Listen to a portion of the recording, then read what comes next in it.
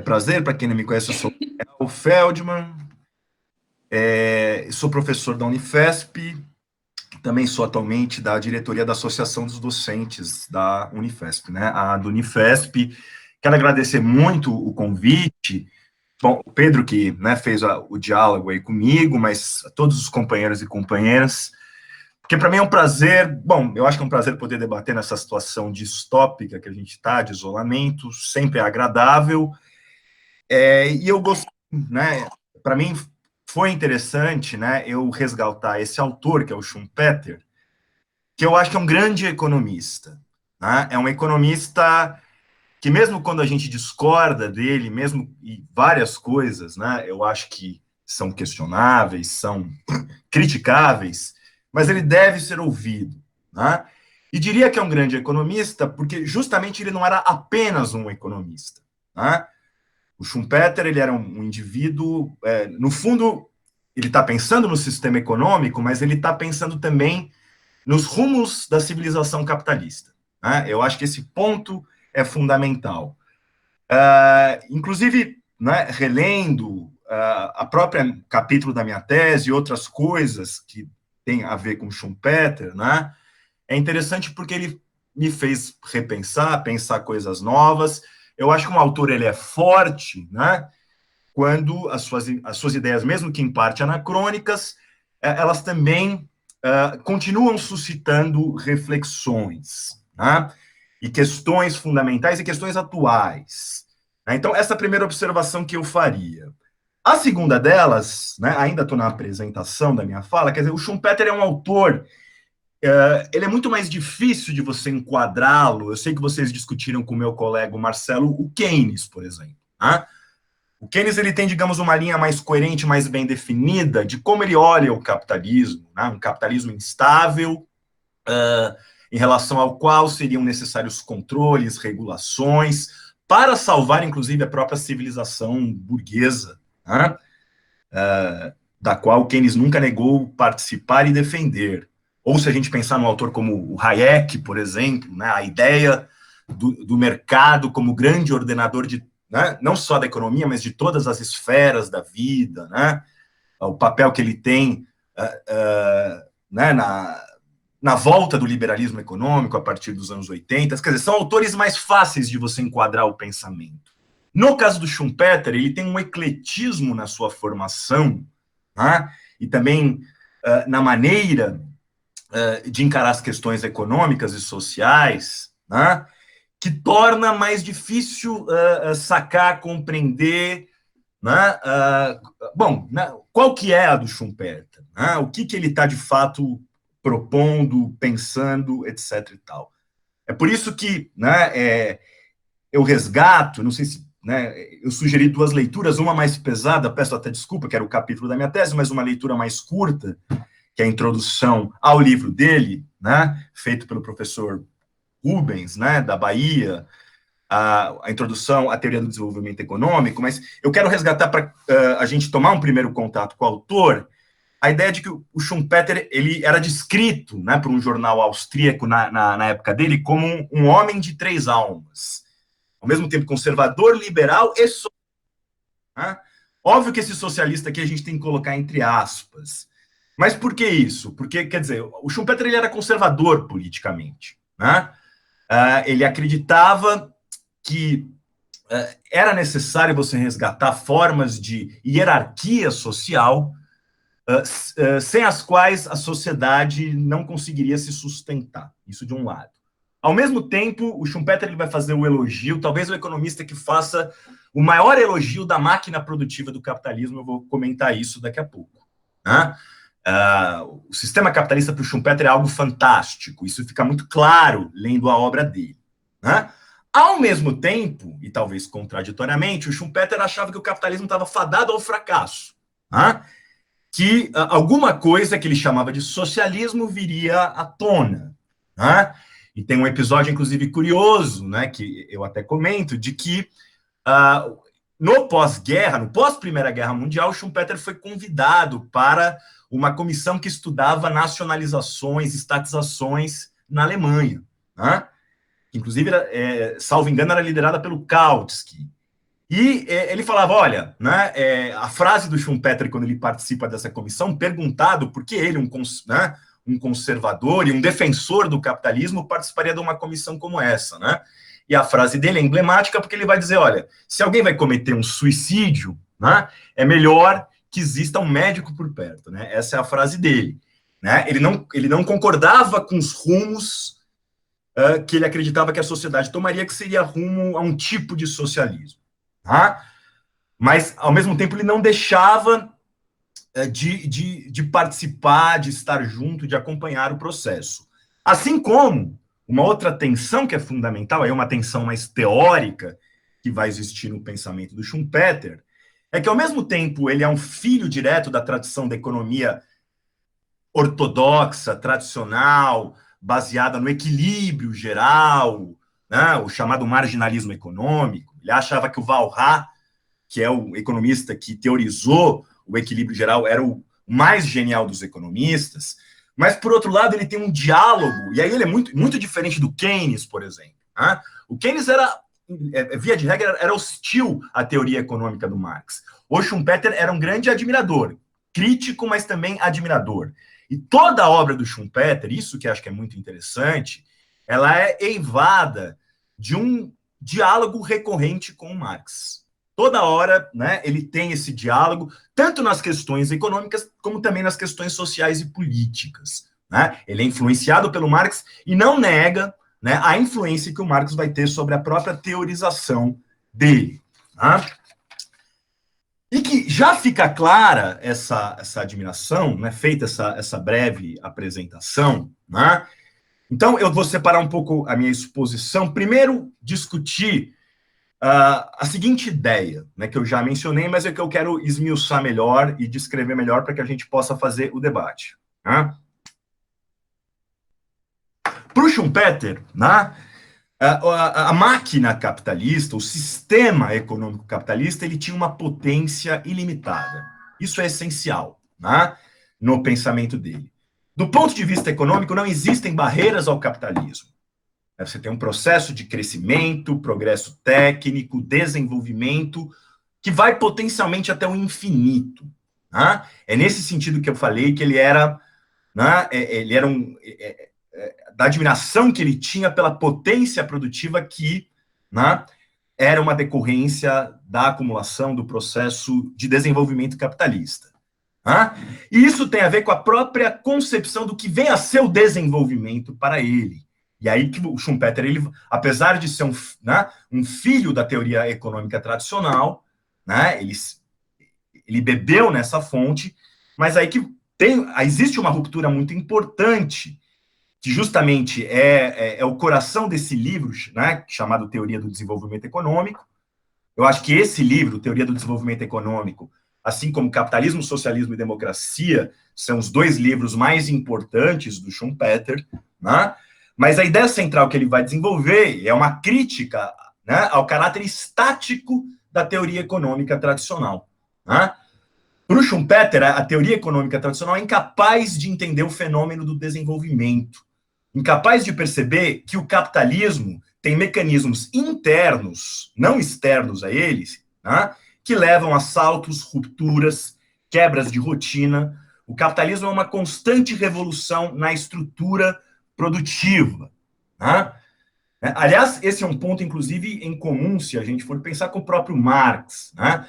Se a gente pensar aquela frase do Marx no Manifesto Comunista, né? A burguesia só pode existir revolucionando os meios de produção. Eu não lembro exatamente da frase, mas o Schumpeter ele vai nesse mesmo sentido. Né? Enfatizar a transformação, a ruptura, a mudança. E justamente o ator, o agente fundamental dessa mudança, né, é o empresário, a figura do empreendedor e do empresário, que é importante dizer que é o grande herói, não só econômico, mas também o grande herói social do capitalismo para o Schumpeter. Tá?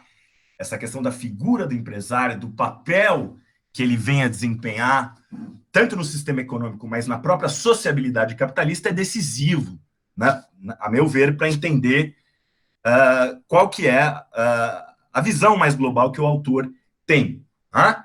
E é justamente a partir desse ponto de vista que ele vai, né, vai desenvolver toda a teorização em torno do papel das inovações e dos ciclos, né? Quer dizer, o Schumpeter, ele parte de uma abstração teórica nesse livro, né, a teoria do desenvolvimento econômico, que é uma situação estática, né, que ele chama de fluxo circular, onde ainda não existe lucro, ainda não existe capital, ainda a economia estaria funcionando de forma rotineira, né, seria uma mera repetição, na qual o crescimento econômico seria algo meramente paulatino, reduzido, né? Mas isso seria, digamos, né, uma situação que é o ponto de partida justamente para entender o que é o desenvolvimento capitalista. Né? E, né, essa situação estática, rotineira, né? Simplesmente, né, uma alocação de produção e uma alocação de fatores de produção, como às vezes a teoria econômica trabalha, não é o distintivo do capitalismo, não é o decisivo para entender a dinâmica capitalista. O fundamental é, como é largamente conhecido, o papel das inovações. Né? As inovações, como novos produtos, novos mercados, técnicas que reduzem custos, novas formas de produzir. São essas inovações que têm um caráter disruptivo. Essas inovações, elas vão chacoalhar o sistema econômico, né? E é justamente a habilidade do empresário, a sua ousadia, né? O Schumpeter vê na atividade empresarial uma espécie de aventura, né? De um chute no escuro, onde empresários ousados, determinados, vão revolucionar e transformar as formas de se produzir. Né? Bom, e é a partir daí, inclusive, que vai discutir o Schumpeter, que vem o lucro do capitalismo. Né? Quer dizer, a noção do Schumpeter de lucro ela é muito semelhante àquilo que o Marx chamava de lucro extraordinário. Né? O lucro extraordinário, para o Marx, tem a ver também com o papel de uma inovação, alguém que produzir, né? Com um custo menor do que o preço de mercado, e por isso ele consegue roubar o mercado dos outros, ter um lucro a mais. Né? Enfim, mas isso vem justamente, né, dessa ousadia, dessa atividade dos empresários. E o que é muito interessante também nessa conceituação do empresário que é feita pelo Schumpeter, né? E aí ele é muito diferente também aí nesse ponto, e mais rico, eu acho, do que a teoria econômica tradicional, porque é muito claro que, quer dizer, o sistema econômico ele não serve, né, simplesmente para satisfazer as necessidades existentes de consumo da sociedade. O empresário ele é fundamental também porque ele cria novas necessidades. Né? A atividade do empresário ao criar novos bens, novos produtos, novos gostos, ela acaba tendo um rumo decisivo também naquilo que a sociedade vai consumir, os produtos, etc. e tal. Isso é muito claro, essa ideia do papel do empresário como alguém que dita moda, que dita regras, que é algo que é muitas vezes ignorado pela teoria mais convencional econômica. Né? Então, quer dizer, o desenvolvimento, então, é isso, né? Essa busca constante por inovações. Né? Quem é o inovador no fundo? Né? O inovador é aquele empresário que consegue, ao menos por um determinado momento, ter uma posição de um monopólio temporário. Né? Aquele empresário que inventou uma técnica que só ele tem, que permite ele produzir mais barato, né? Até que os outros empresários no mesmo mercado o imitem, ele consegue ter um lucro extra, ele tem um monopólio, né, temporário daquela técnica, né, e ao mesmo tempo isso vai movendo todo o sistema econômico, né, porque você cria uma dinâmica que outros vão tentar inovar, outros vão ficar para trás, e é justamente a partir disso, desse processo, que é catapultado pelas inovações na produção, que vem a ideia de ciclos, né, para o Schumpeter, né, que é uma outra ideia bastante importante, né, e muito discutida no seu pensamento econômico. Né? Na verdade, não apenas as inovações, né, mas para o Schumpeter você tem um processo de inovações que é estimulado pelo crédito, né, que é o que dá o caráter cíclico no capitalismo. Né? Então, quer dizer, o crédito, o dinheiro criado pelos bancos, né, é o que vai permitir que determinados empreendedores, né, inovadores obtenham os recursos que permitem, inclusive, você realocar os fatores de produção que anteriormente estavam sendo usados em atividades rotineiras. É o crédito que vai permitir que esses empresários tirem esses fatores de produção, máquinas, mão de obra da rotina e deem início ao processo de desenvolvimento econômico. Né? E aqui é até uma distinção importante que o Schumpeter faz. Né? O empresário não é idêntico ao capitalista. Né? Para o Schumpeter, o empresário é aquele que inova, né? E que cria a base do lucro capitalista. Mas o capitalista é aquele que cede o capital, né? Para que os empresários, as empresas possam realizar o processo de inovações. Tá? Na verdade, o capitalista ele só pode surgir para o Schumpeter justamente a partir dos lucros empresariais, das inovações que geram esses lucros, e o capitalista vai ser aquele que vai receber um juro, uma remuneração pela sua posse monetária de capital, os bancos, etc, etc. E o que é fundamental? Esse processo, pela sua própria natureza, para o Schumpeter, ele há de ser cíclico. Tá? Porque você vai ter um momento, né, de uma explosão de inovações. Né? O Schumpeter tem a ideia, né, que justamente... Por que as inovações elas têm esse caráter cíclico? Quer dizer, você tem determinados momentos na história do capitalismo que, em determinados setores, né, você vai inovando, vai criando espaço para inovações, isso encoraja que o conjunto da economia busque fazer, né, essas inovações e também força os retardatários irem atrás para não falirem no processo. Esse processo que é desencadeado, que tem a ajuda do crédito, vai levar a novos investimentos, vai levar a crescimento econômico, né? Uma subida de preços inicial, inclusive, né? Que vai estimular também certos investimentos, mas isso tem um caráter cíclico, né?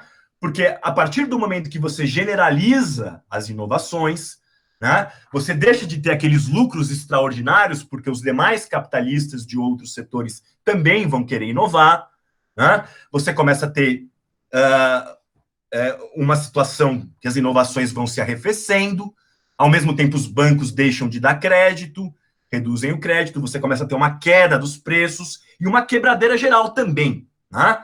Aí é uma ideia muito interessante, né, do Schumpeter, a ideia de que, para ele, a crise econômica é totalmente diferente do Keynes, por exemplo. Né? O Keynes, qual que é a preocupação dele? Você instituir um capitalismo sem crises. Ele achava que isso era totalmente possível. O Schumpeter não nega a crise, ele acha que a crise é necessária. Você tem inovações e depois você tem um estímulo aos investimentos, e depois você tem um refluxo do ciclo de inovações, a diminuição do crédito, os empresários têm que pagar os empréstimos, tem menos dinheiro em circulação, vem a crise.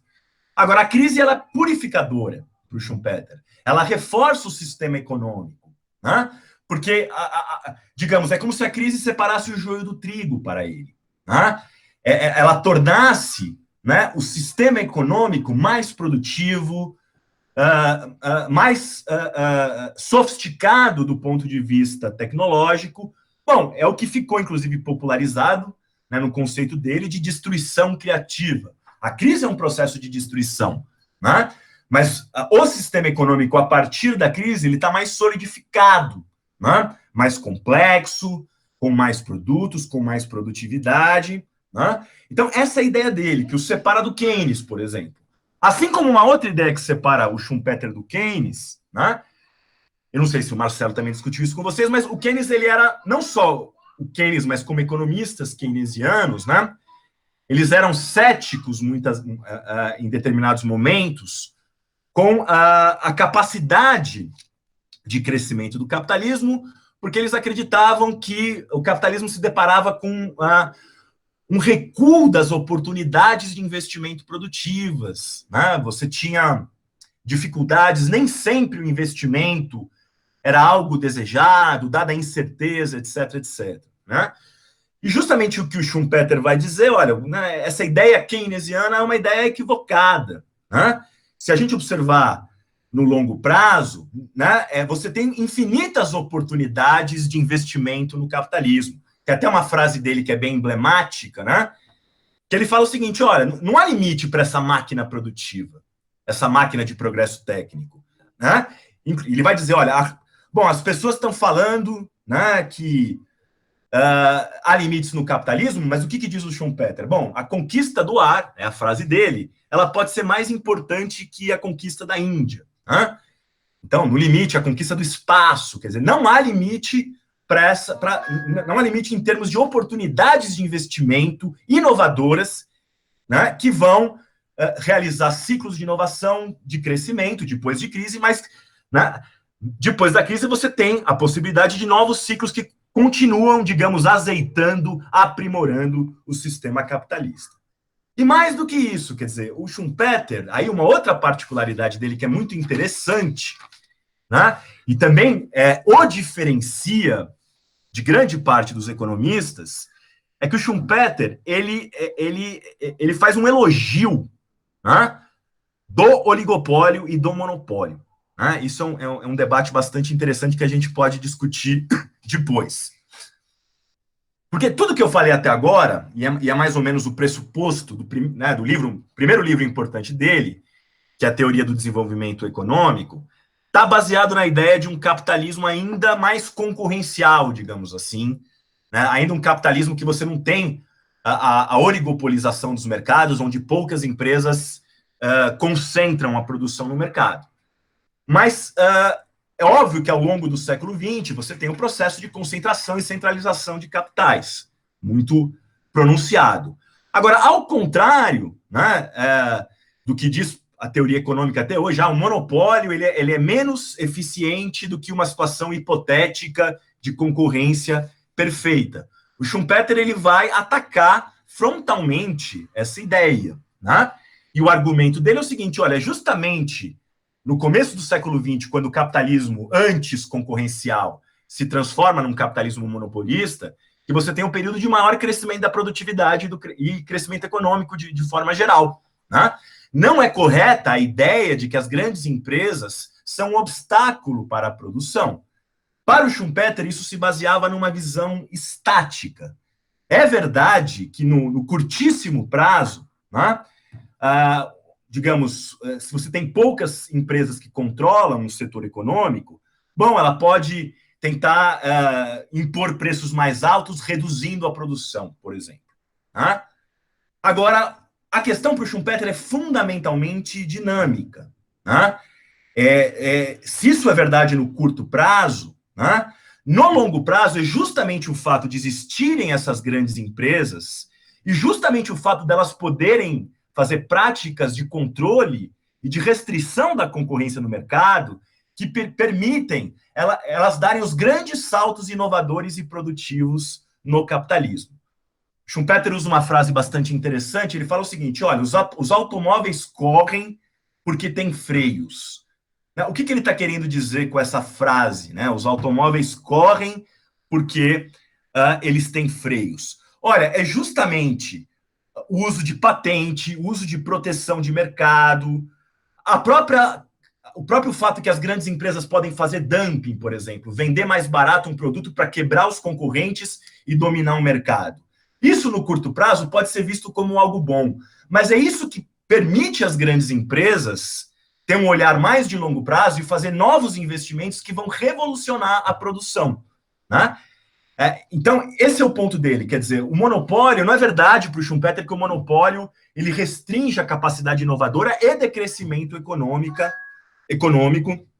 no capitalismo. Pelo contrário, as grandes empresas potencializam sobremaneira o progresso técnico, inclusive porque elas incorporam, né, a ciência, a tecnologia, aquilo que o Marx, né, chamava do intelecto geral, que passa a ser um fator produtivo essencial, e elas têm a capacidade de absorver os melhores cérebros, as melhores técnicas, né? E o fato de que elas restringam a concorrência no curto prazo não impede, segundo Schumpeter, né, que elas continuem inovando e aumentando a capacidade produtiva da economia.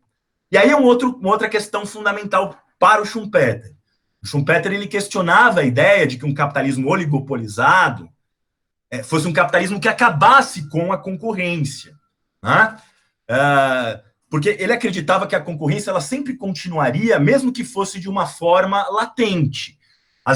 Mesmo as grandes empresas nunca poderiam deixar de se preocupar com inovações tecnológicas, porque mesmo que hoje elas possam estar consolidadas com um mercado seguro, que elas podem manipular, é possível que novas inovações venham solapar o seu mercado, né?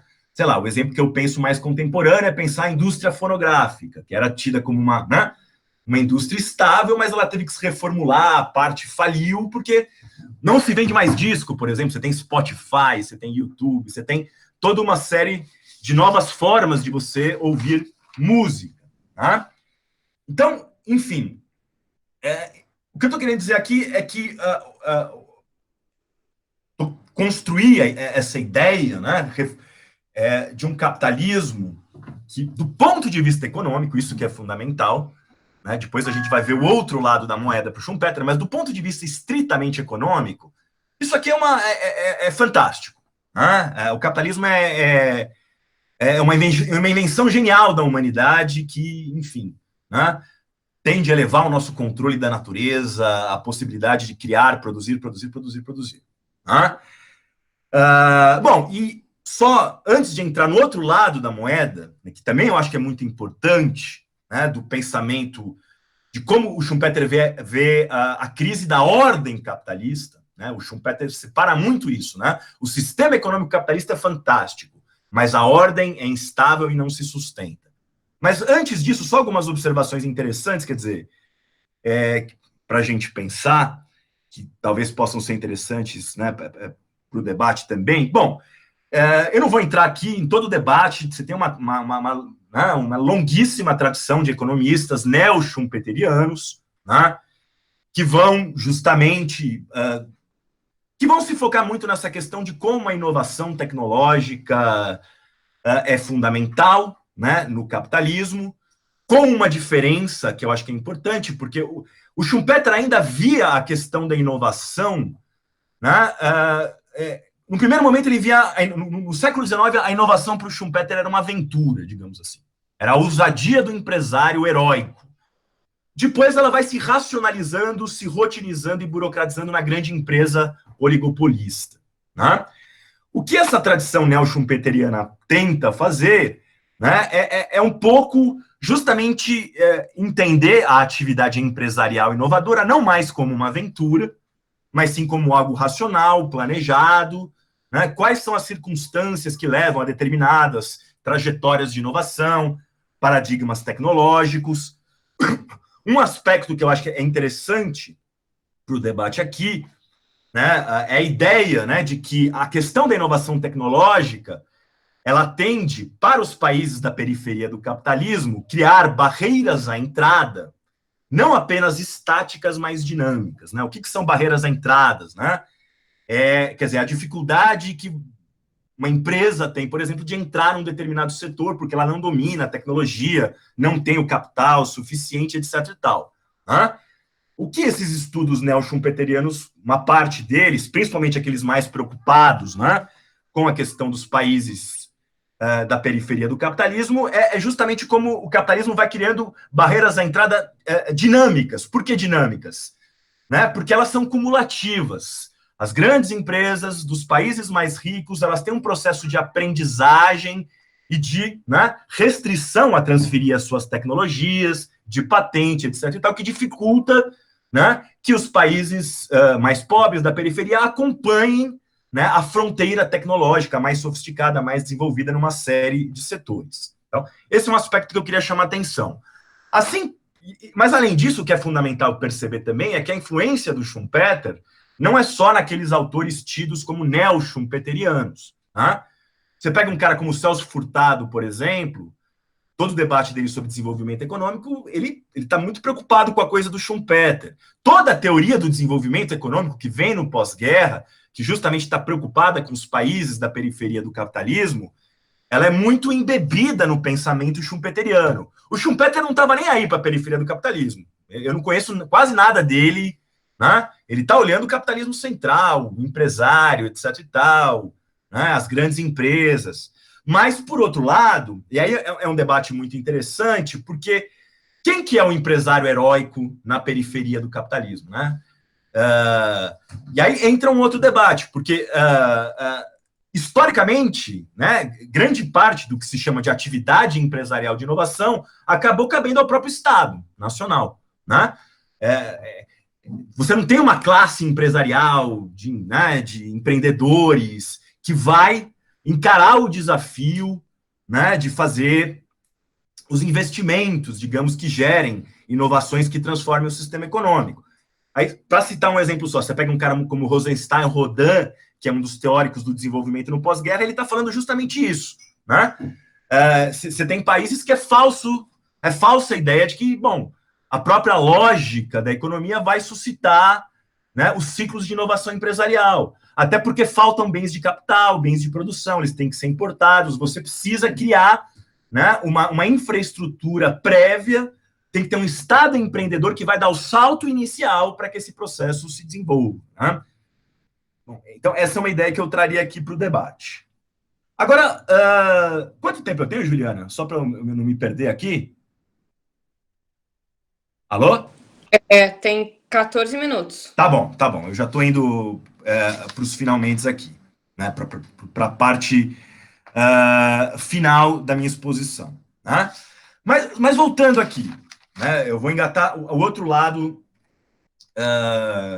Talvez eu não consiga falar tudo o que eu tenho para falar, mas aí a gente depois no debate eu complemento, mas eu vou concentrar no que é o essencial. Né?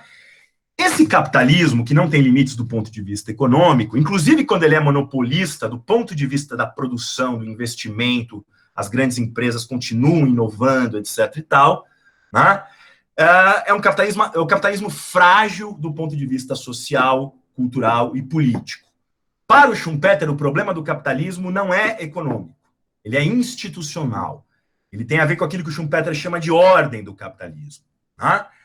E essa questão se desdobra em grande parte daquilo que eu acabei de mencionar.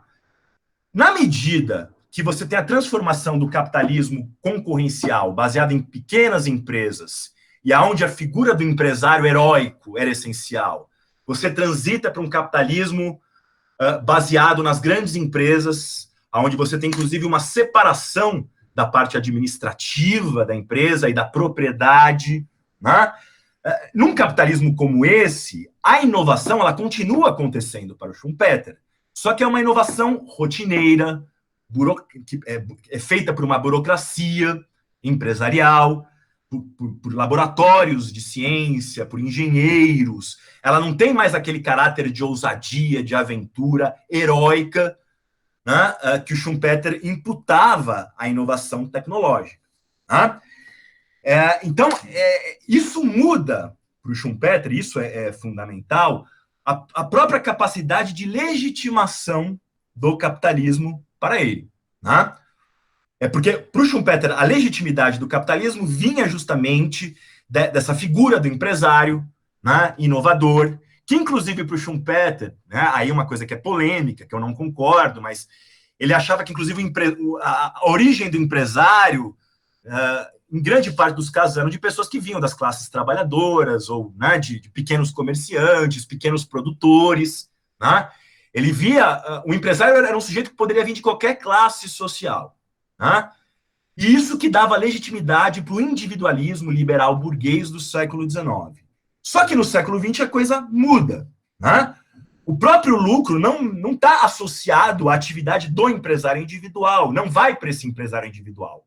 O lucro das grandes corporações é dividido entre acionistas, altos executivos das empresas, etc, etc e tal. Né?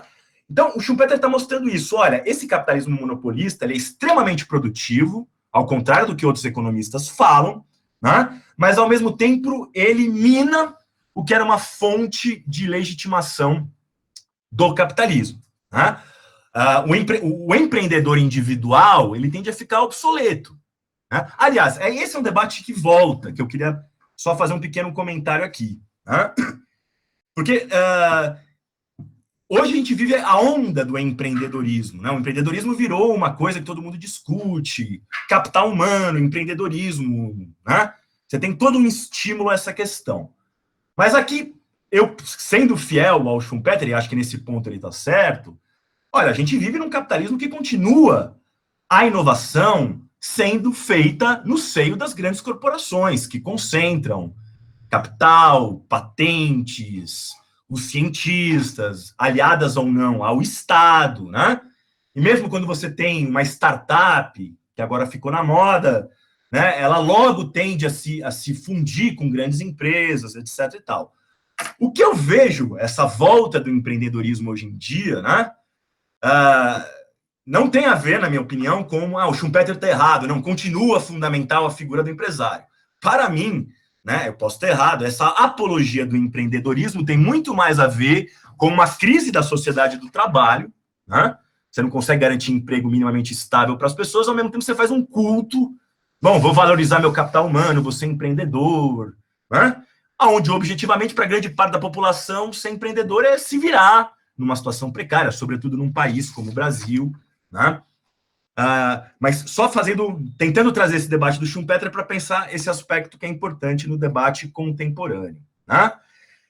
Mas só para a gente continuar no raciocínio dele, né? Nesses 10 minutos aqui que me faltam, né? Então, o que ele está querendo dizer, o Schumpeter? Olha, é justamente esse declínio da figura do empresário, que aí isso está principalmente no outro livro dele, chamado Capitalismo, Socialismo e Democracia, né?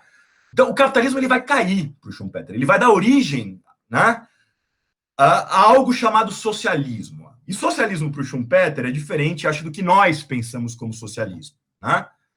Para o Schumpeter, não é uma emancipação humana, liberdade, igualdade, fraternidade. O que ele está chamando de socialismo é uma sociedade burocratizada, com forte controle do Estado, um alto grau de planejamento, né? Por isso mesmo hostil à atividade individual, né? E que pode ter, inclusive, traços autoritários muito fortes. Né? Essa tendência ao socialismo que existiria para o Schumpeter em meados do século XX, na verdade, ele está olhando aquele capitalismo daquele período mesmo. Né? Ele está olhando, de um lado tem a União Soviética, do outro lado tem o New Deal nos Estados Unidos, a ideia, né? E depois, no pós-guerra, no mundo rico, você vai ter a ideia de um capitalismo mais regulado. Ao mesmo tempo, você tem o nazifascismo também, quer dizer, de uma participação do Estado na economia presente, etc. e tal. Né? Então, na verdade, o problema é que o Schumpeter, né, ele vê, no fundo, a crise da ordem capitalista como a crise da ordem liberal. Né? Esse aspecto que eu queria aqui salientar. Né? E a própria noção de classe social que embasa esse pensamento do Schumpeter, e aí também é um diálogo e, ao mesmo tempo, uma divergência com Marx, que para o Schumpeter a ideia de classe social não tem a ver, né, com as relações de produção, ou ao menos não apenas com as relações de produção. Para o Schumpeter, a classe social é um ethos, é um espírito, é uma postura perante a vida e o mundo. E a burguesia, para o Schumpeter, é uma classe social frágil, covarde, não tem carisma, não lidera.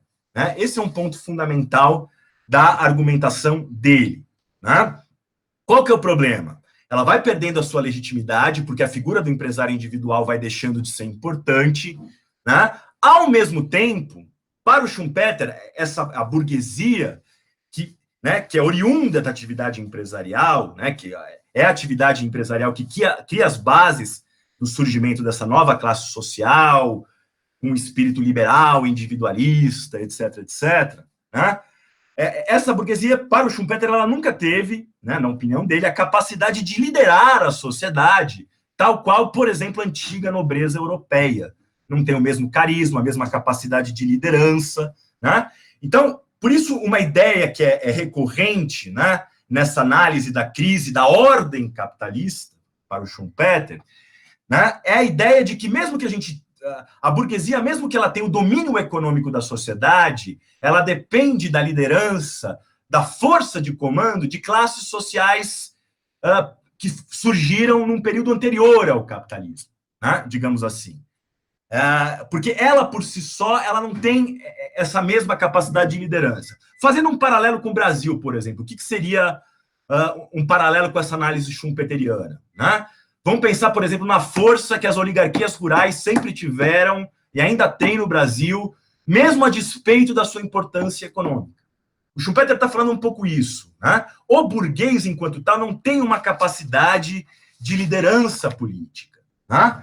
Então, esse é um aspecto. E qual que é o problema? Né?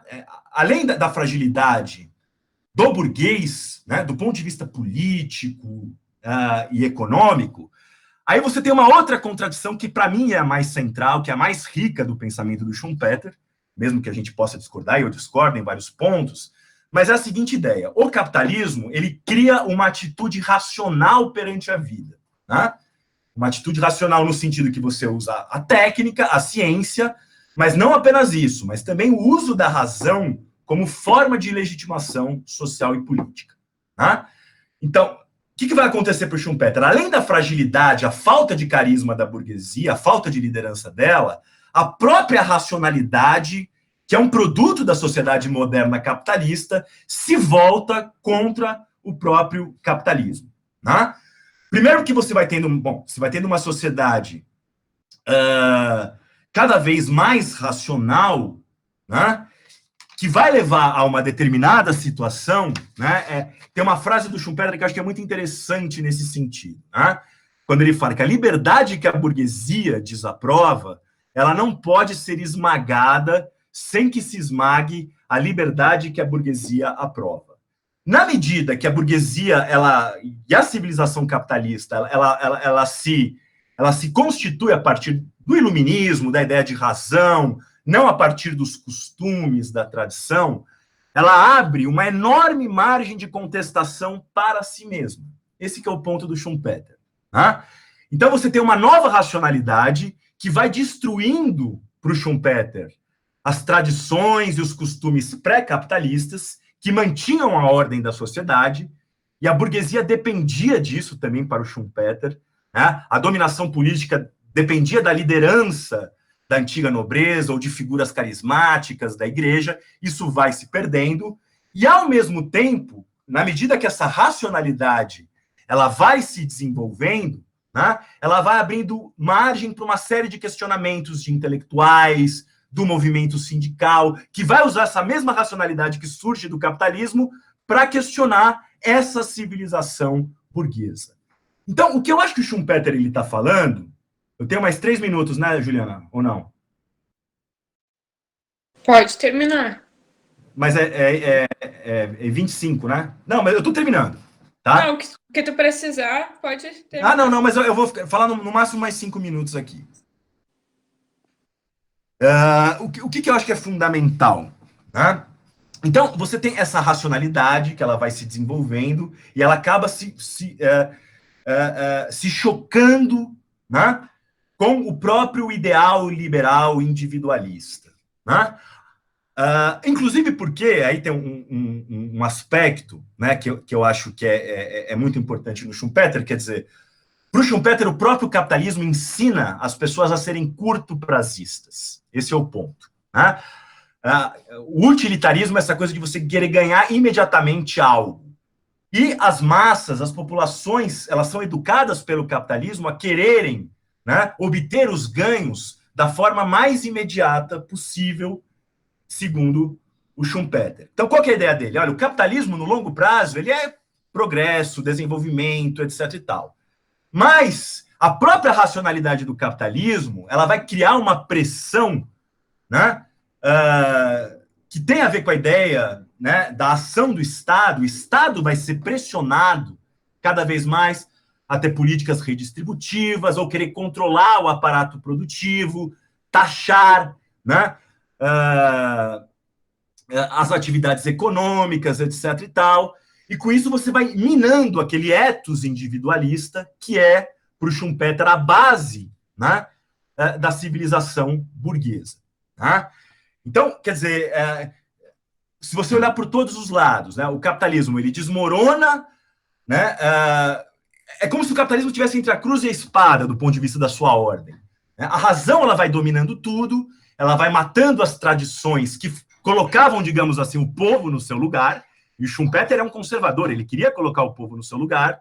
Ao mesmo tempo, essa mesma racionalidade vai se voltando contra o capitalismo no sentido de um capitalismo liberal, individualista. Você tem, né, um processo de socialização da produção, que é a própria concentração econômica, e uma ação do Estado para regular a economia e os processos sociais, assim que ele está encarando os meados do século XX, né?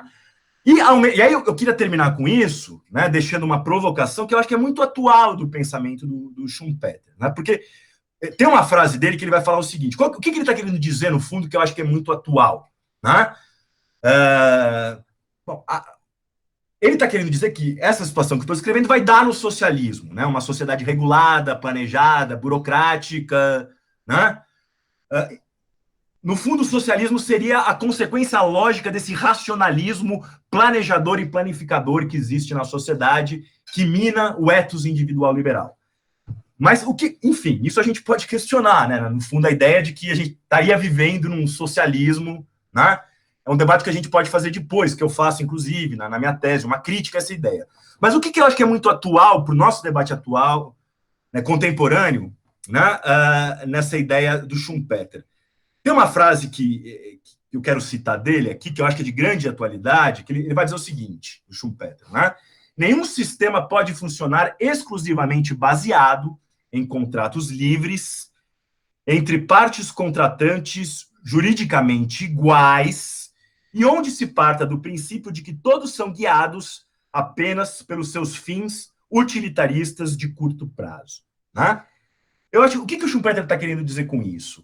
O problema é que o individualismo burguês, ou liberalismo, ele tende a matar a si mesmo. Essa que é a ideia que o Schumpeter vai desenvolver, né? No fundo, o que eu acho que ele está querendo dizer, qual que é a atualidade dessa ideia? Essa ideia de que os indivíduos atomizados conseguem constituir uma sociedade é falsa, né? Cada um por si, na sua lógica de concorrência, lutando de forma utilitária no curto prazo pelos seus anseios, isso não forma uma sociedade, né? Então, a partir daí, você vai ter que criar outras formas de legitimação ou outras formas de autoridade, né? Então, é por isso que a ordem capitalista, que é a ordem capitalista liberal, para o Schumpeter, ela não sobrevive, né? E uma coisa que eu acho que ele teorizou de forma original, de onde que vem o nacionalismo, por exemplo? Né? Ou esses nacionalismos autoritários que estão voltando agora da extrema-direita. Tem a ver justamente com isso. Você pode ter uma sociedade neoliberal, onde o princípio da concorrência está em tudo, né? Mas isso cria um ressentimento, né? Isso cria um ódio social que é, digamos, manipulado, catapultado por políticos da extrema-direita, enfim, em nome da família, né?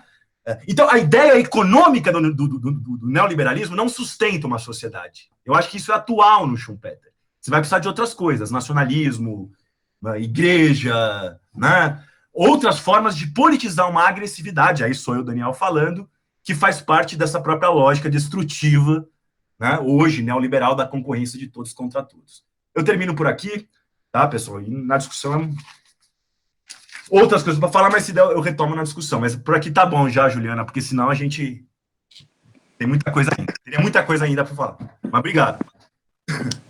Obrigada, Daniel. Gente, Leidiano está inscrito já. Vamos fazer as inscrições aqui pelo chat, tá? Tentar fazer um bloquinho de umas 4 questões para garantir que a gente também tenha tempo para colocar questões e o Daniel possa responder. Então, tem o Leidiano agora e depois o Daniel Fogo. É igual a que vocês fazem no ano passado.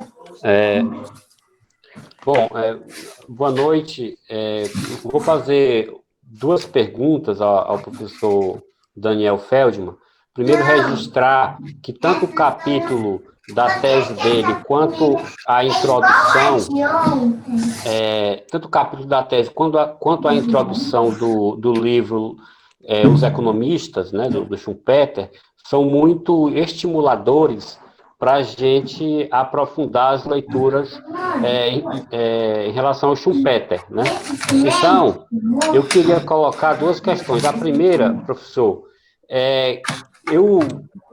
li um estudo comparativo do socialismo na União Soviética e do socialismo, da experiência socialista da China, e uma das conclusões que se chegava é que o socialismo chinês, a experiência chinesa, ao contrário da soviética, ela absorveu o princípio schumpeteriano da destruição inovadora, né? O princípio schumpeteriano da destruição inovadora. Isso seria uma inovação da China em relação à União Soviética. Eu queria saber se você concorda com isso. A segunda questão que eu quero colocar para você é em relação ao fato das leituras, tanto do capítulo da tese, quanto da introdução, tem a afirmação de que o Schumpeter, ele considerava o crédito ao consumidor um elemento não essencial para o desenvolvimento. O crédito ao consumidor não é um elemento determinante para o desenvolvimento, para o crescimento econômico, né? Uhum. E isso, ele vai dizer que o fundamental é o crédito para o empreendedor. Isso é o fundamental, né? E isso remete, vamos dizer assim, à experiência que nós tivemos nos governos Lula, nos governos Dilma, onde eu só posso chegar à conclusão que as experiências de desenvolvimento dos governos Lula e Dilma eram anti-schumpeterianas. Eu só posso chegar a essa conclusão, porque, primeiro, o crédito era essencialmente ao consumidor, né? E, segundo, que o elemento da inovação tecnológica, o elemento da complexidade econômica, ou seja, da destruição inovadora, do progresso técnico, também não foi algo, vamos dizer assim, central. E aí eu queria saber se você também concorda com isso. Obrigado, Leidiano. Obrigado. Dani? Oi. Então, eu tenho duas perguntas, na verdade. Uma é um pouco conceitual, assim, pelo que eu entendi, a definição de capitalismo do Schumpeter é a existência desse empresário inovador. Daí, como é que fica a datação, né? Tipo, Schumpeter faz uma marcação de onde começa o capitalismo, onde, assim, seja século XV, seja... sei lá, Idade das Pedras, seja Revolução Industrial, como é que fica isso? E aí, a outra questão, acho que dialoga também um pouco com essa questão do socialismo chinês, do socialismo soviético, sobre, você falou, né, que o Schumpeter, ele aponta o papel do empresário também na estruturação de valores da sociedade, né? E aí isso... Assim, fico pensando muito naquele texto do Furtado, do Criatividade e Independência, que ele fala dos incentivos sociais, tanto para a inovação quanto para a estruturação de valores, né, do consumo, tal. Eu queria que você pudesse discorrer um pouco mais qual que é a abordagem dele em relação a isso, enfim. Acho que é isso. Daniel, você podia só repetir esse finalzinho? Você queria saber o que... Se você puder discorrer um pouco mais dessa abordagem, se puder falar também, e aí se fica logo com o Leidiano, mas da importância de você ter não adianta você só destruir uma antiga, né, cadeia de valores, que estruturação de valores da sociedade, símbolos que sejam oriundos no lugar. Que aí é o caso do socialismo soviético. Mais ou menos, você discorreu um pouco sobre isso. Tá. Eu achei interessante. Tá bom. Tem a Olivia, o Ari e o Tomás. Eu acho que a gente pode ouvir os três e voltar para o Daniel, e depois, se tiver mais, a gente faz uma nova rodada de discussões. Pode ser? Perfeito. Olivia. Valeu, Daniel. Como você já fez a pergunta que eu queria fazer, né? Quem é o empresário herói na periferia do capitalismo? Então eu vou ter que mudar a pergunta. Mas se cair, deixa para se você quiser desenvolver. Na verdade, eu queria falar sobre um fator que é a relação entre inovação e a velocidade da crise, né? Porque na crítica ao caráter estático que o Schumpeter faz, né, com relação à teoria econômica tradicional, ele afirma que o capitalismo é uma constante revolução, né? E esse caráter disruptivo, no Marx, está relacionado à crise. No Schumpeter, está relacionado à crise, mas também está relacionado às fases expansivas do capital, né? Que tem esse empresário herói que se lança na inovação, no aventureirismo, essa atitude ousada que vai transformando os paradigmas tecnológicos. Tem, inclusive, essa categoria, né, da destruição criativa, para se referir às crises. Primeiro, queria ver um pouco essa diferenciação, né? Desse potencial de se reinventar do capitalismo no Marx, que está atribuído às crises, e no Schumpeter. E aí a indagação era pensar a respeito da velocidade dessa crise que não permite o capitalismo se reinventar, né? Nas outras crises, né, estruturais, vou dizer assim, o capitalismo se reinventou na crise do fim do século XIX, a crise do imperialismo, a crise de 29, enfim. E atualmente, até o Rubini, né, que foi funcionário do FMI, não pode ser acusado de nenhum conspirador marxista, ele tem falado, comentando os relatórios do FMI, que nas crises anteriores, né, foram necessários alguns anos para que esses resultados, para que essas inovações, para que essas mudanças de paradigma se desenvolvessem, né? E que a crise atual tem esse elemento de que o cenário surgiu em questões de semanas, né? E a gente tem acompanhado em questões de semanas a velocidade da queda dos indicadores econômicos, né? São quedas muito abruptas, né? São medidas muito abruptas. Então, eu queria perguntar essa relação dessa velocidade como um obstáculo para o capitalismo se reinventar, né? Um pouco no sentido de que tipo de empresário herói poderia responder a essa velocidade, né? Ou diante dessa velocidade é possível, né, pensar em mudança de paradigma tecnológico, né? A inteligência artificial, o teletrabalho apontaria para uma visão schumpeteriana de inovação nesse momento? É isso. Ari. Oi, Daniel. Acho que foi ótima a tua colocação. E eu queria pegar um pouco em cima da última alma do Schumpeter. Sério, da alma socialista, porque, na verdade, ela tem um caráter mais evolutivo, totalmente diferente do que Marx colocava como um caráter ruptivo, revolucionário, certo? Exato. Ele não se configura exatamente como você mesmo citou, como um socialismo, no sentido da revolução, a dominação dos meios de produção. E a pergunta é se a China seria alguma coisa hoje parecida com esse deságue do capitalismo, conforme o Schumpeter promulgava. Segunda questão, uma pergunta para você, que me fica uma dúvida enorme.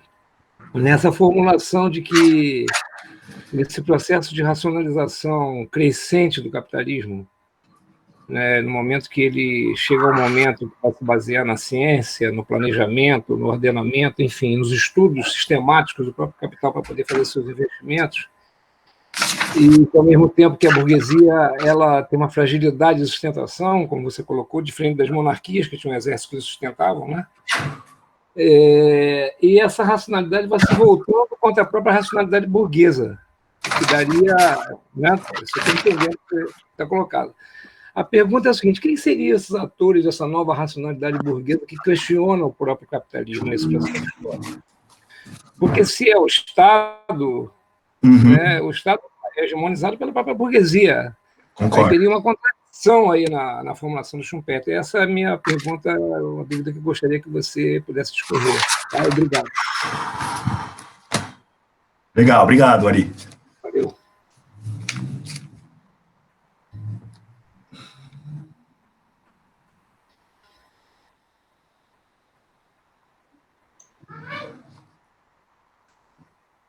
Sou eu ou é o Tomás agora? Não sei se a Ju travou, mas acho que é o Tomás agora. Acho que é o Tomás agora, hein? Isso. Vai lá também. Fala. Boa noite. Tá, entrei? Hoje Boa noite, professor Feldman.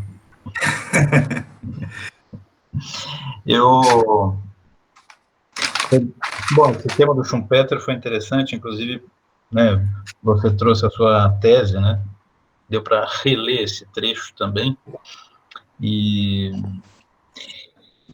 enfim, as minhas considerações são menos, enfim, teóricas, mais para puxar um debate. Eu acho que o Schumpeter é um autor bem interessante para fazer a crítica da experiência dos governos petistas, né?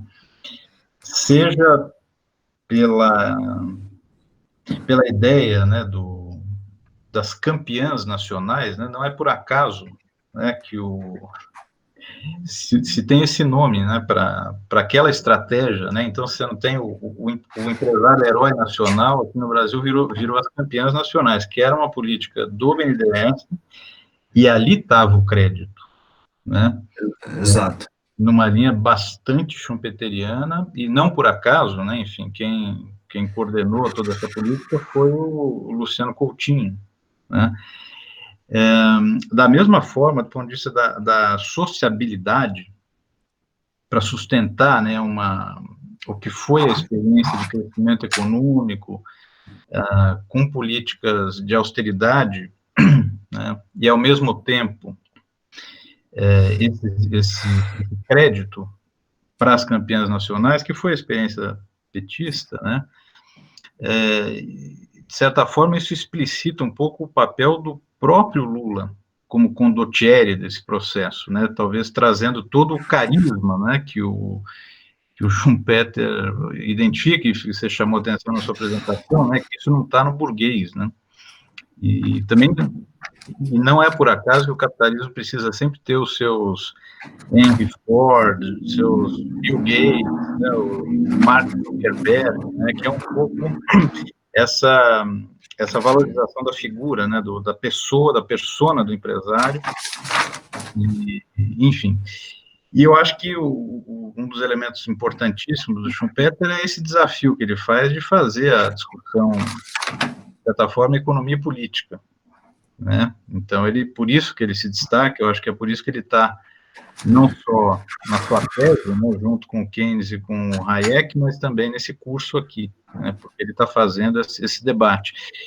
Eu gosto muito da crítica do Furtado, né, a teoria do desenvolvimento do Schumpeter, você usa um pouco ela também, né, mas eu acho que o que a gente pode aproveitar, né, nesse debate também é para fazer essa leitura, né, dos anos da experiência petista, né, e que legou, né, um aspecto que você mencionou de passagem no final, que aí não é nem schumpeteriano, né, mas é essa cultura do empreendedorismo, né, que aí você já está, como se você, aí é um anacronismo completo, né, mas é você fazer com que, no limite, né, o entregador de moto lá, que entrega essas coisas de comida, de bicicleta, ele é um empreendedor, né? Evidentemente que isso daí nem se colocaria num debate sério sobre o que é o empresário, né? Enfim, esse motor, nem se trata mais de inovação, né?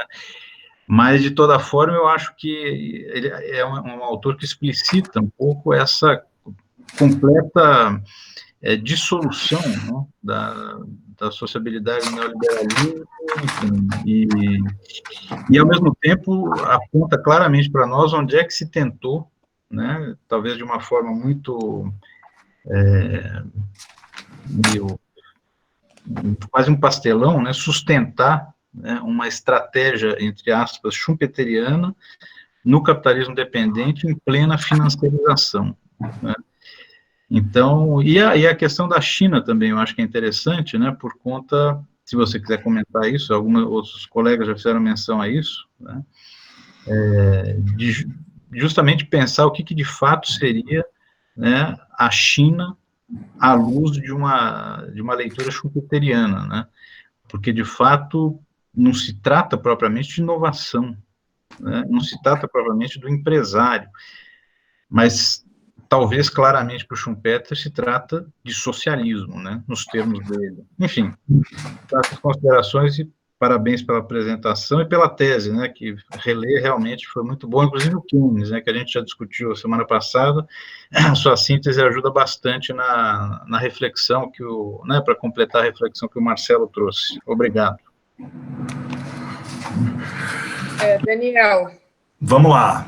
Vamos tentar. Bom, são várias perguntas, todas muito interessantes. Espero, não sei se responder, mas pelo menos dialogar com todas elas. Começar pelo Lediano, tentar seguir a ordem, mais ou menos, né?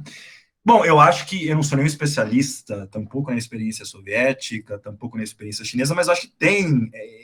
O próprio Tomás retomou essa questão ao final, né? Tem uma diferença, aqui sem entrar no mérito do que se acha ou não se não acha do modelo chinês, mas tem uma diferença que a gente pode evocar o Schumpeter, porque, um dos aspectos da debacle da queda da União Soviética foi a perda da corrida tecnológica, que teve ligada à questão armamentista também, o Guerra nas Estrelas, do Reagan. Agora, a China hoje, né, ela...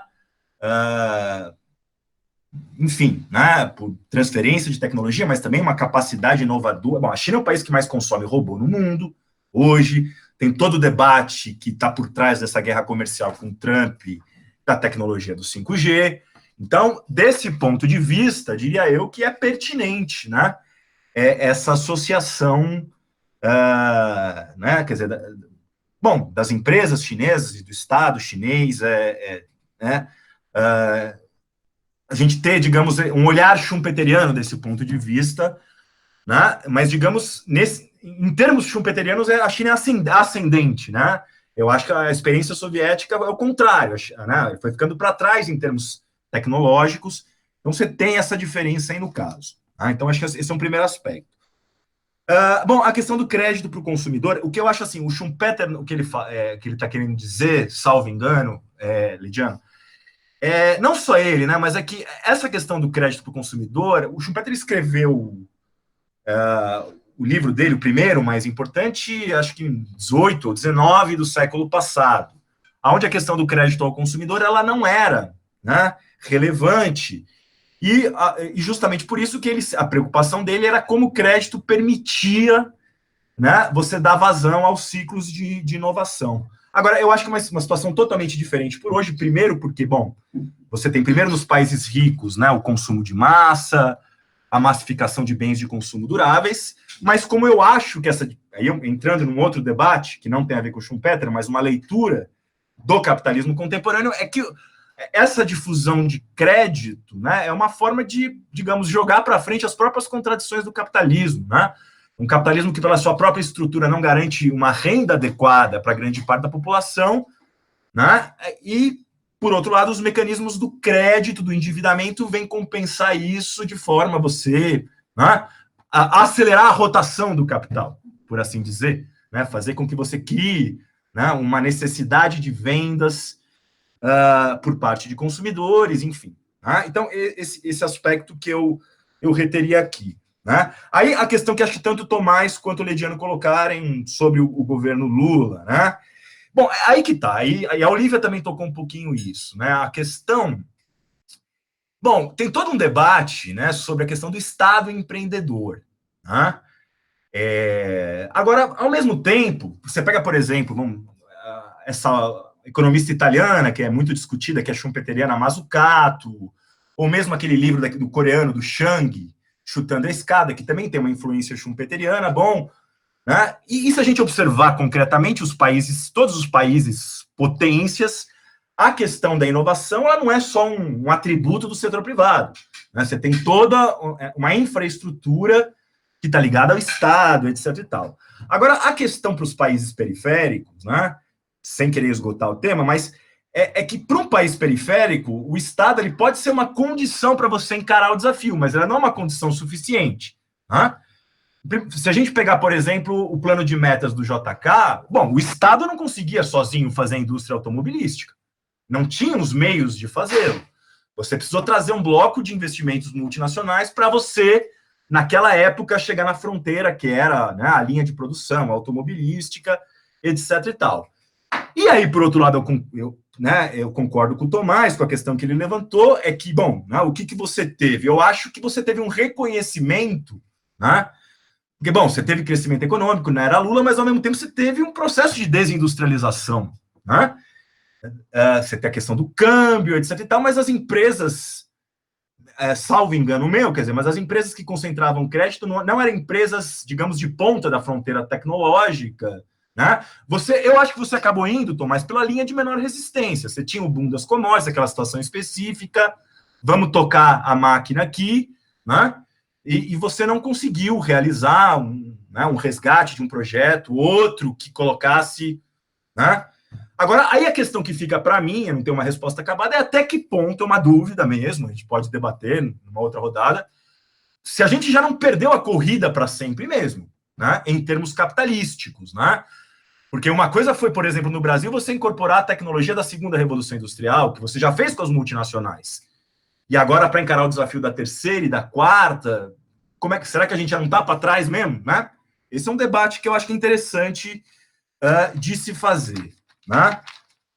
Bom, a questão que o Daniel coloca, né? Quer dizer, pois é, a questão o Schumpeter, ele tem uma visão que eu acho que é criticável. Eu mesmo, na tese, eu critico um pouco sobre a historicidade do capitalismo, né?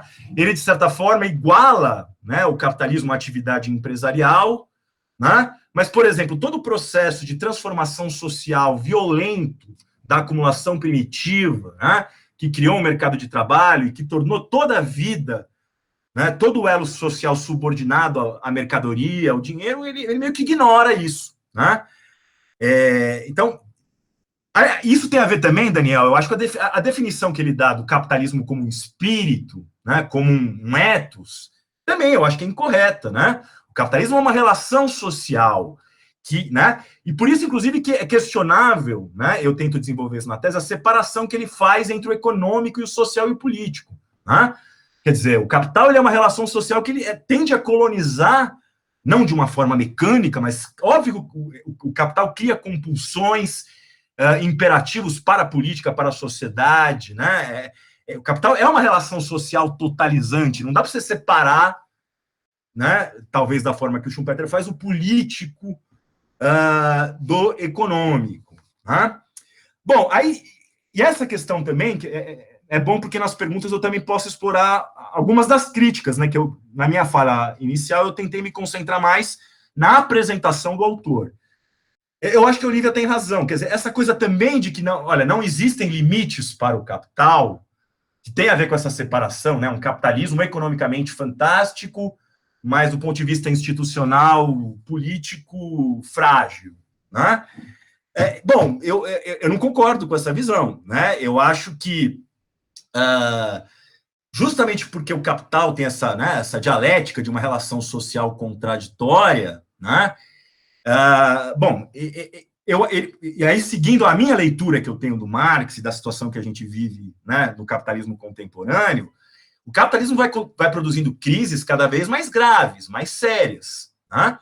O Schumpeter, e o Tomás comentou isso, essa também é uma das críticas né, que o Furtado e que outros fazem, que eu cito na tese.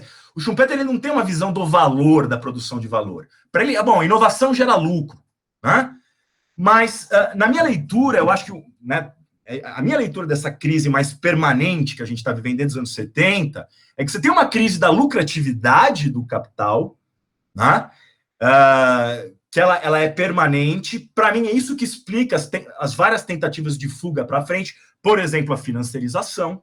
A financiarização, a meu ver, é uma tentativa de você, né, dada uma dificuldade da reprodução ampliada normal do capital, você tentar outras formas de valorização, não só a financiarização, mas aquilo que o Harvey tem chamado, David Harvey, de acumulação por espoliação, que não é, né, a lógica, entre aspas, normal do capital de acumulando a sua reprodução ampliada normal, mas você tentando monopolizar patentes, recursos naturais, privatizações, também é uma tentativa de fuga para frente dessa crise, né, do próprio capital, né? Então, de fato, o Schumpeter tem essa coisa, vai tendo inovação, vai tendo crescimento. Agora, até para ter inovação em escala suficiente, você tem que ter uma lucratividade que estimule as inovações também, né? Óbvio, o capitalismo ele tem uma tendência a aumentar a sua produtividade e tudo mais, né? Mas a dinâmica do capitalismo depende da sua lucratividade. A lucratividade depende de outros aspectos, né? A própria questão do conflito social, que é importante para determinar a taxa de lucro, né? Ou aquilo que o Marx chama de aumento da composição orgânica do capital, e para mim eu acho que é uma tendência dessas novas inovações tecnológicas, que vai dificultando a própria valorização do capital. Então o Schumpeter ele é meio alheio, né, a essa discussão, né? Bom, eu não sei, aí a questão do Ari, que acho que também tem a ver com a questão do Tomás, salvo engano, Ari.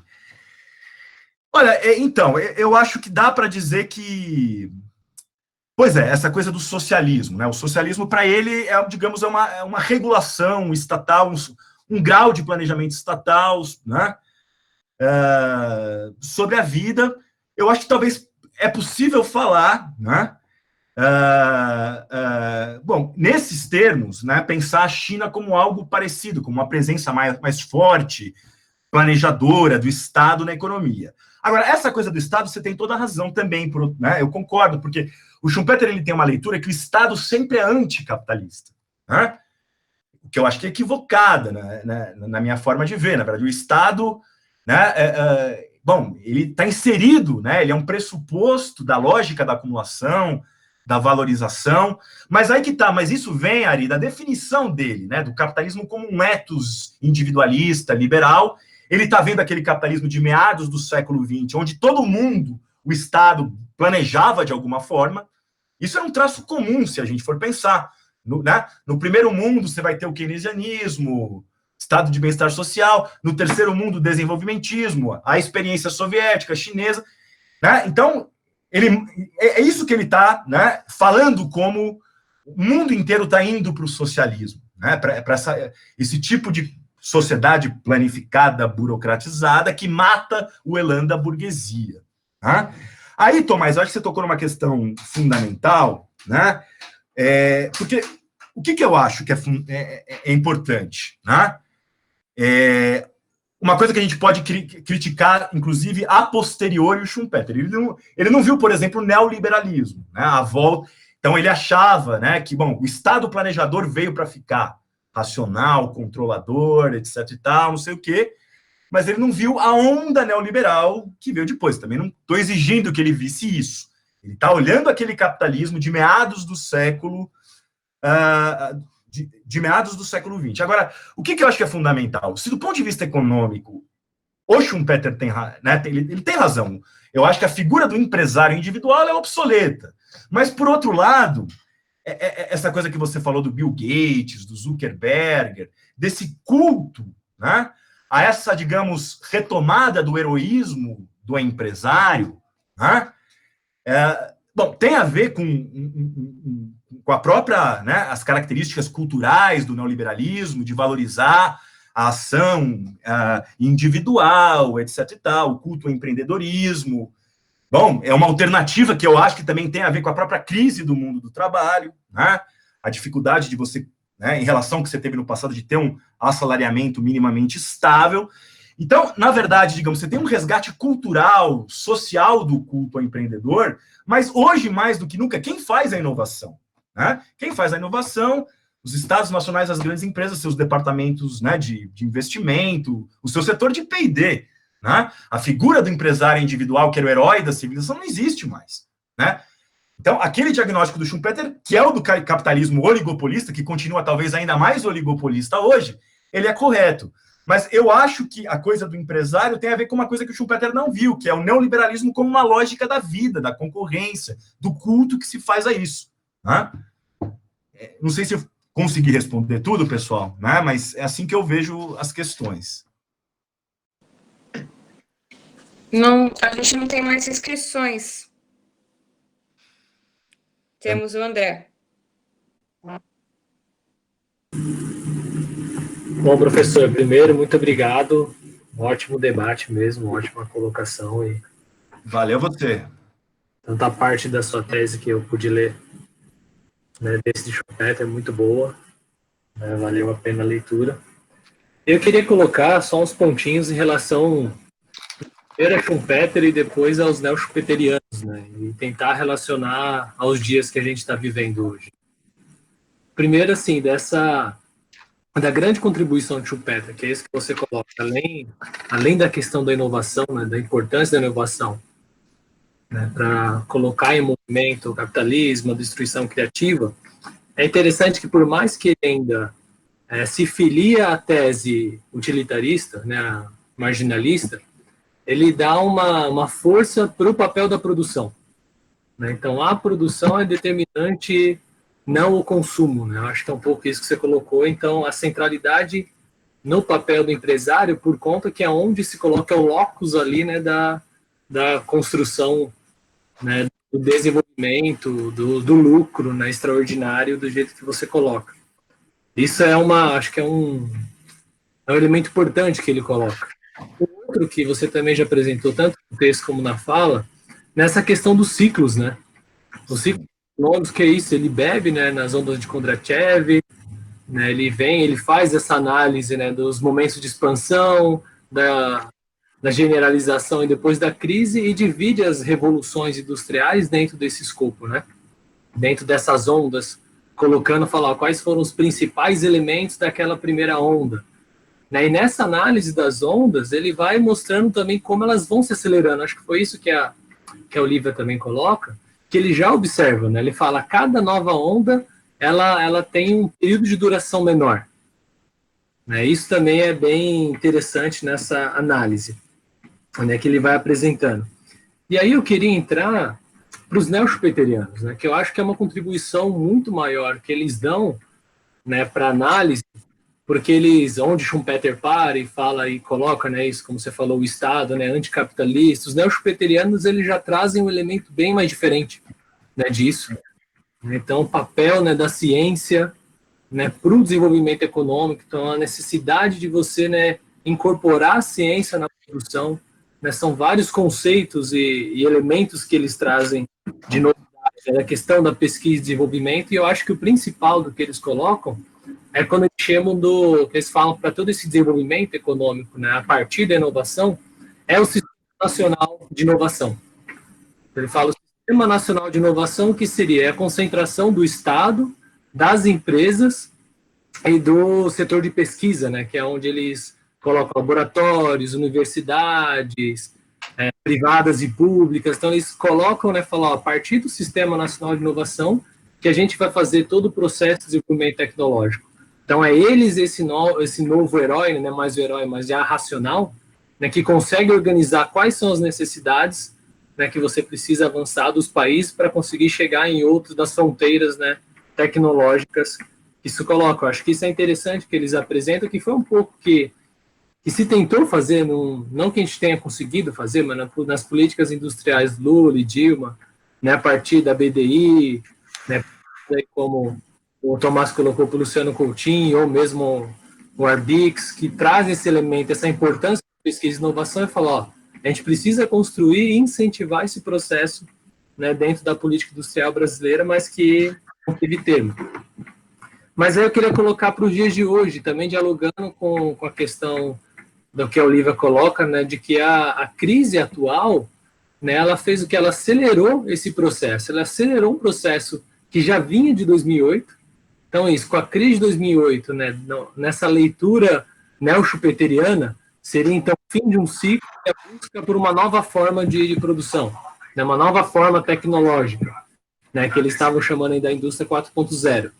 E aí, agora, com a pandemia do Covid, ela intensifica esse processo, né, com uma corrida que a gente analisa os países, e principalmente a China e os Estados Unidos, fazendo uma disputa e uma corrida em torno dessa questão tecnológica. Né? Então, muito forte em torno, né, de ter a primazia, né, nesse novo processo de ciclo do 5G, e não só do 5G, né?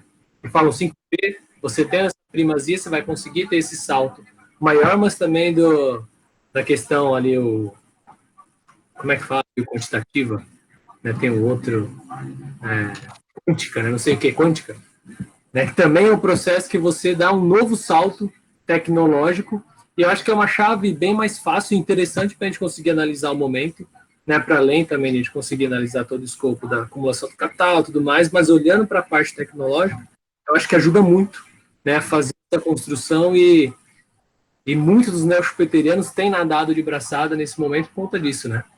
É isso, como o Mazzucato, não só o Mazzucato, né, que se destaca ali, né, por conta do Estado empreendedor, mas tantos outros, né, colocando essa primazia da tecnologia, e a indústria 4.0 parece que coloca isso como a cerne, né, a pureza, fala, ó, é aqui que está o final, né, da tecnologia que vai dar esse novo salto. Não tem mais ninguém inscrito. Tá, olha, eu agradecer a pergunta do André. Aí, aliás, tem dois aí da Escola de Osasco, né? Vocês sabem, você já falou, né? E Pedro, da Escola de Osasco, não, né? Somos aí representantes, né? Bom, vamos esquecer que o Weintraub, ministro, veio da Escola de Osasco, a gente comenta isso. É o nosso, enfim. Bom, mas... olha, a sua questão acho que é muito interessante, talvez até me permita dialogar com outras que eu talvez não consegui dialogar a contento na primeira fala, né? Sim, eu acho que justamente, na verdade, o Schumpeter, eu estou dando uma interpretação minha, né? Ele mantém, né, digamos, uma concepção, se você pega, ele tem um livro gigantesco que é a História da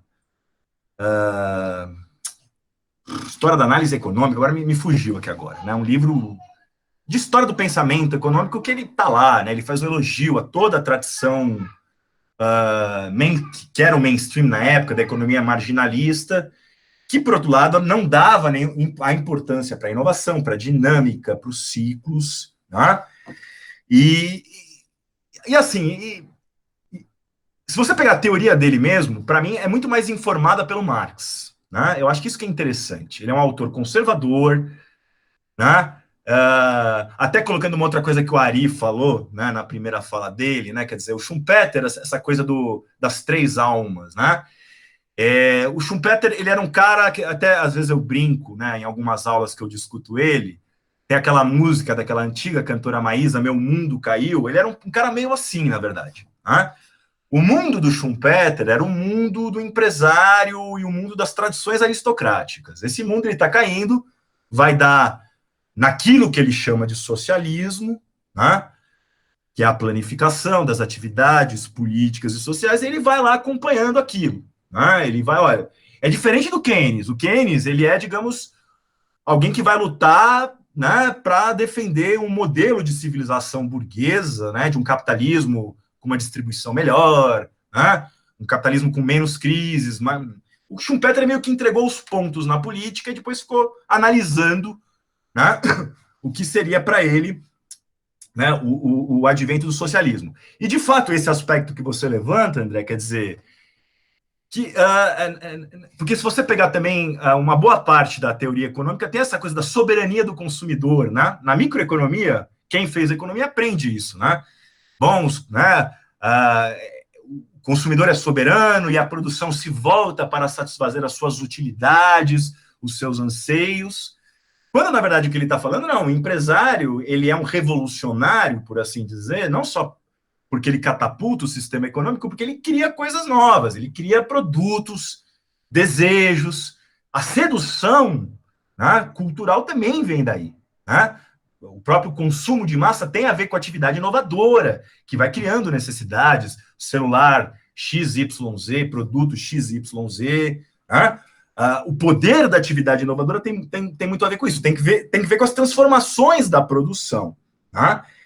E essa questão dos ciclos, que eu acho que também é interessante, aí, assim, o que eu acho que às vezes o Schumpeter e outros autores, né, forçam um pouco a barra, né, em dois aspectos, né, na ideia de existir uma periodicidade, né, você tem toda uma teoria dos ciclos econômicos que eu acho que força um pouco a mão.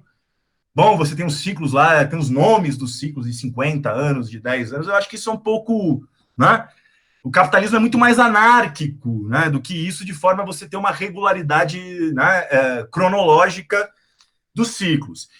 E também a coisa do ciclo, na verdade, eu acho que aí que tá, né? É que para o Schumpeter, o sujeito da coisa é a atividade inovadora, né? Eu, nesse sentido, eu defendo mais a leitura, digamos, que vem do próprio marxiana dos ciclos, né?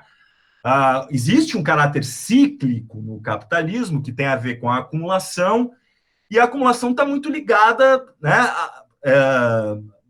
à questão da lucratividade, e é um processo contraditório de acumulação, né? Seja porque você vai aumentar a contradição entre produção e consumo, seja porque o próprio processo de acumulação vai, por exemplo, aumentar a composição orgânica do capital, a relação entre trabalho morto e vivo, e por conta disso vai reduzir, né, as taxas de lucro, e aí você vai ter crises, etc. e tal, né? Enfim, né? Mas é óbvio que essa ideia, né, de ciclos, ela é importante, porque ela tem a ver com a dinâmica. E outra coisa que é fundamental no Schumpeter, André, que é diferente do que a gente vê hoje, né? Hoje a história econômica, né, ela é vista como ela é vista como um patinho feio, ninguém tá nem aí para a história. Os economistas, né? Os economistas meio do mainstream econômico. E o Schumpeter, ele escreve textualmente, não, a coisa mais importante é a história econômica, né? Porque a partir dela que você vai vendo a dinâmica, vai vendo as transformações da estrutura produtiva, né? E isso acho que é um ponto positivo, né? E eu concordo com você também, quer dizer, olha, eu não conheço pouco a literatura neo-schumpeteriana, para ser muito sincero, e também eu li mais quando eu estava fazendo a tese, não li muita coisa depois disso, mas eu acho que existe uma inspiração schumpeteriana, mas tem uma diferença também, né? O Schumpeter tem essa coisa mais liberal anti-estatista, né? Ele está vendo o declínio da civilização porque o empresário, né, deixa de ser, ele é obsoleto do ponto de vista individual, bom, e aí você tem o Estado, etc., as grandes empresas, etc. e tal, vai burocratizando a inovação. Mas se você pegar na história concreta do capitalismo, essa ideia de sistemas nacionais de inovação, né, quer dizer, que tem a ver, né, com uma aliança do Estado com, né, o Estado criando as bases, porque a atividade de inovação, ela né, a ideia da incerteza é enorme, né, e os meios para fazê-lo, né, os quadros técnicos necessários, tudo tem a ver com o apoio, né, do Estado, às suas burguesias, etc. e tal. E tem um componente também que a gente não pode esquecer, que eu acho que é fundamental, que é o aspecto de como a inovação tecnológica está ligada à dimensão militar também, né? Isso é uma coisa que o Schumpeter, por exemplo, não trata, mas o que é o pós-guerra, por exemplo? Né? O pós-guerra é a prosperidade, todo trabalhador tem geladeira porque os Estados Unidos estão produzindo míssil ao mesmo tempo.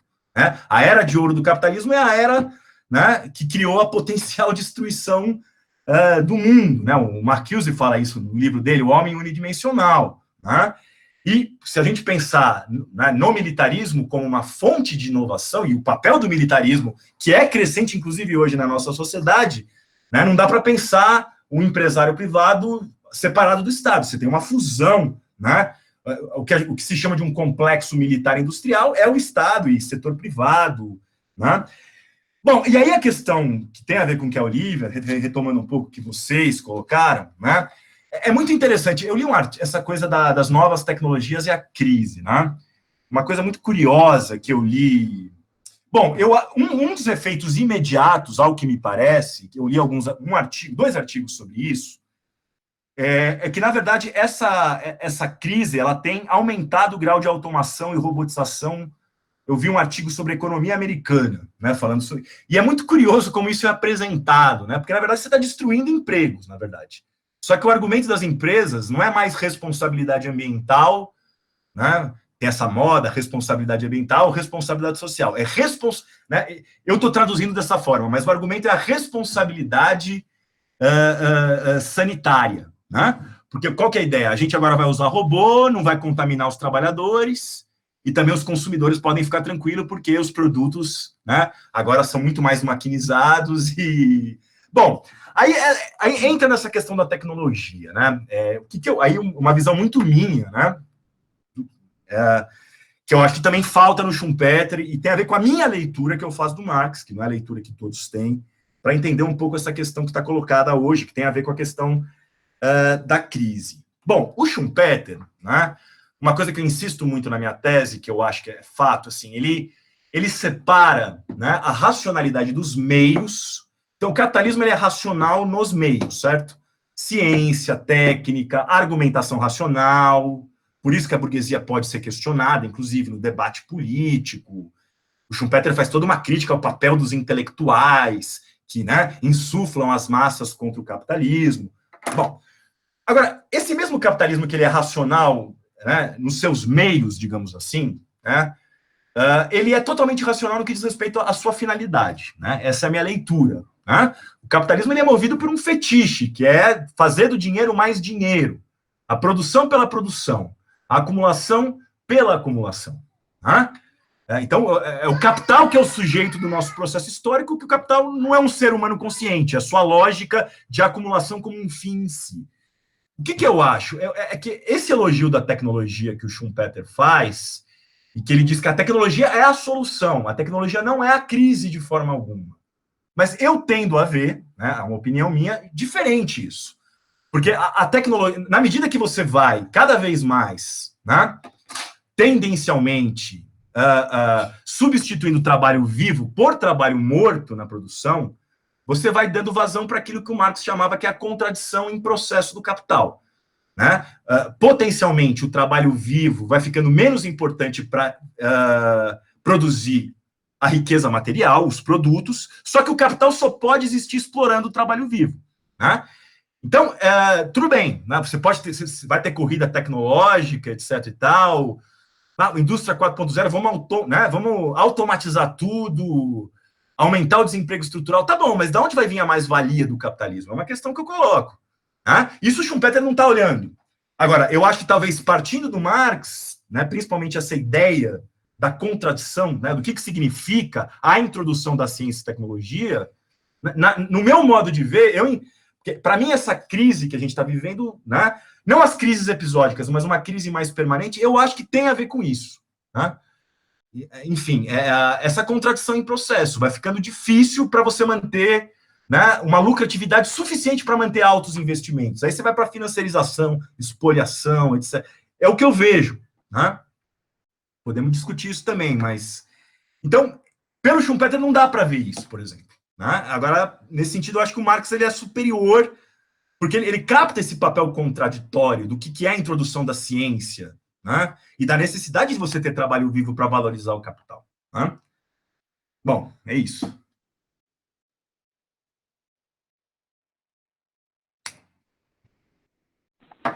Gente, não tem mais ninguém inscrito.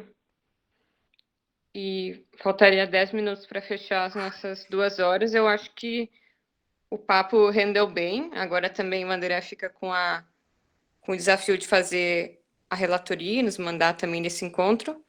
E aí, se ninguém mais quiser se inscrever, acho que a gente podia ir finalizando por aqui. Queria agradecer muito ao Daniel pelo ter cedido teu tempo, enfim, ter contribuído com a gente, foi muito legal.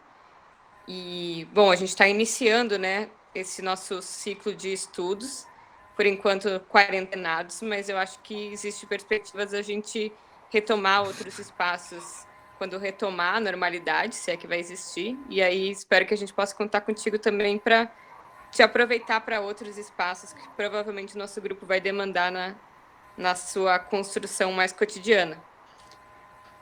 Legal, Juliana. Eu que agradeço muito. Para mim foi um prazer discutir com vocês, questões muito boas. E, bom, e me avisem também de outras iniciativas, né? A gente na verdade, está trabalhando muito ainda na universidade ainda, né? Porque mesmo que não tenha aulas, não está tendo optativa, o mestrado ainda continua, mas a gente tem essa ânsia de discutir nessa situação aí. E também, eventualmente, convidar. Tem os alunos nossos do mestrado também, que não sei se é aberta essa atividade de vocês, também não quero provocar uma invasão aí, né? Mas se puder convidar, dependendo do tema, pode ser interessante convidar alguns alunos nossos lá da Escola de Osasco, do mestrado de Economia da Unifesp também, né? Ou professores também. Acho que é uma boa questão para a gente avaliar depois, mas de qualquer forma, esses espaços depois a gente disponibiliza porque eles Tá estão bom. sendo gravados, né? Então, eu acho que Tá bom. que por enquanto já temos esse recurso.